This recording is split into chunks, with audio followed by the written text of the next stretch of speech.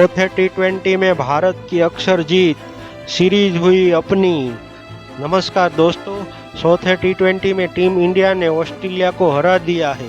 एक ऐसी जीत जिसने 5 मैचों की टी20 सीरीज में हमें 2-1 की अजय बढ़त दिला दी है।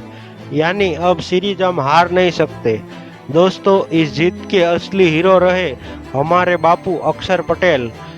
टॉस जीत के ऑस्ट्रेलिया ने पहले गेंदबाजी करने का फैसला लिया था, लेकिन उन पर यह उल्टा पड़ गया।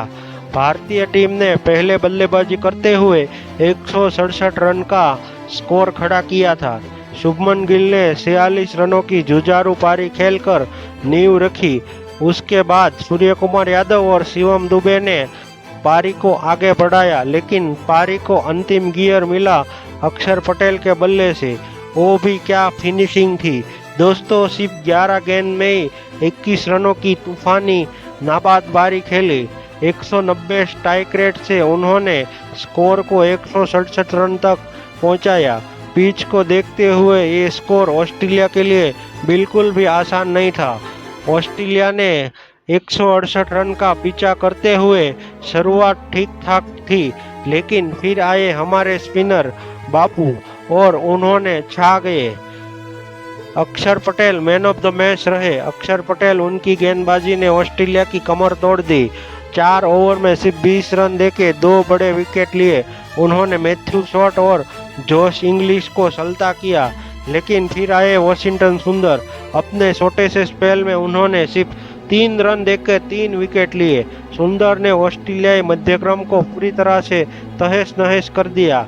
फिर बाकी गेंदबाजों ने भी शानदार साथ निभाया और पूरी कंगारू टीम 119 रन पर ढेर हो गई और भारतीय टीम को 48 रनों से मैच जिता दिया। दोस्तों, यह अक्षर और सुंदर की एक्सप्रेस जीत थी और शानदार ऑलराउंडर के प्रदर्शन के चलते हुए अक्षर पटेल को मैन ऑफ द मैच का खिताब भी मिला।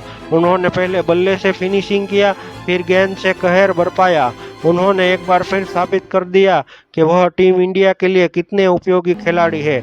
इस धमाकेदार जीत के साथ टीम इंडिया ने सीरीज को 2-1 से अजय बढ़त बना ली है और हम सीरीज हार नहीं सकते।